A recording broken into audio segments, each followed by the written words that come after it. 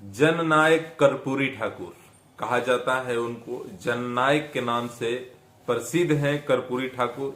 कर्पूरी ठाकुर कौन है? बिहार के एक ऐसा राजनेता, बिहार के एक ऐसा राजनीति को उत्पन्न देने वाला नेता जो कि हमेशा से ही अपने सादगी के नाम से, अपने काम के नाम से जाने गए हैं।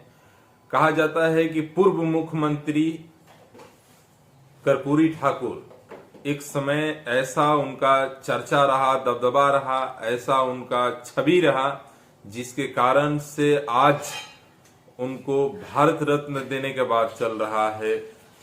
नरेंद्र मोदी, माननीय प्रधानमंत्री नरेंद्र मोदी जी कर्पूरी ठाकुर को भारत रत्न देने का ऐलान किए हैं और ये भारत रत्न कर्पूरी ठाकुर जी को दिया जाएगा। कर्पूरी ठाकुर जी के बारे में थोड़ा जान लेते हैं। बिहार के पूर्व मुख्यमंत्री रहे हैं, 2 बार मुख्यमंत्री रहे हैं। एक बार 69 से 70 तक मुख्यमंत्री, पहला बार वो अपने जीवन में बने। हालांकि उनका लंबा समय, 2 बार सीएम बने हैं, लेकिन दोनों बार लंबा समय तक 5 साल की अवधि तक वो काम काज कर नहीं पाए हैं, क्योंकि उनका काम करने का जो तरीका था कुछ अलग रहता था। कुछ निर्णय था जो कि वो अलग लेते रहते थे हमेशा। यही चीज के लेकर उनको पक्ष विपक्ष पार्टी में घटत बढ़त होने से जो कि बार बार उनको सरकार गिर जाती थी। दूसरा बार सरकार वो 77 से 79 तक बने।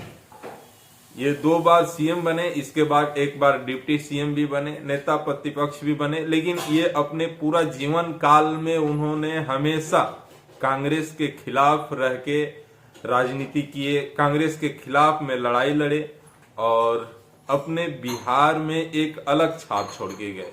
कहा जाता है कि कर्पूरी ठाकुर जी अपने सादगी से इतना प्रचलित थे कि अपने पहनने के लिए शरीर पर फटा हुआ कपड़ा होता था पहन के, और जनता के भलाई के बारे में सोचते थे।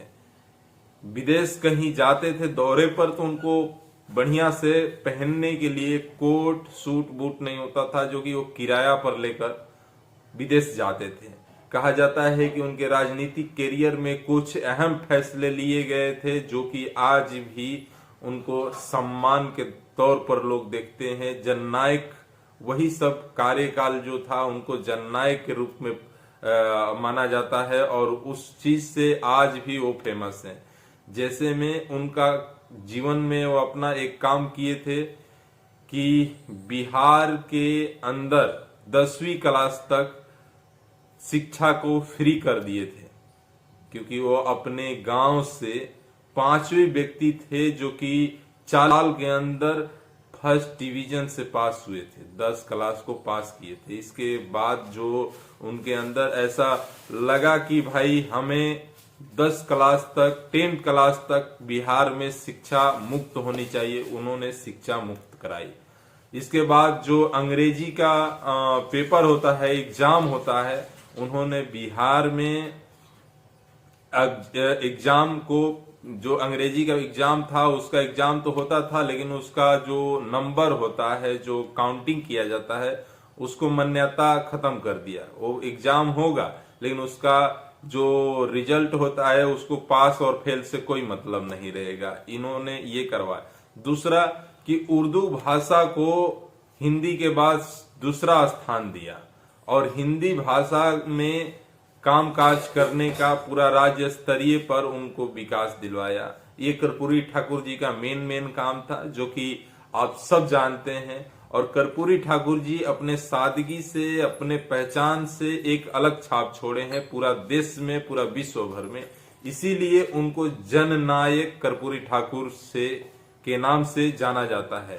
कहा जाता है कि आज के डेट का जितने भी बड़े राजनेताओं हैं जो कि अपने बिहार में एक छाप बना चुके हैं, एक छवि छोड़ चुके हैं, जैसे में लालू प्रसाद यादव, नीतीश कुमार जी, ये सब उनके इर्द गिर्द रहने वाले थे और उनसे प्रेरणा लेकर, उनसे सीख कर आज अपने राजनीति किए हैं। और जगह जगह पर जहां भी रैलियां करते हैं, जहां भी बात करते हैं, उस जगह पर जाके कर्पूरी ठाकुर जी का नाम लेते जरूर हैं और उनके नाम पर राजनीति करने का काम काज करते हैं।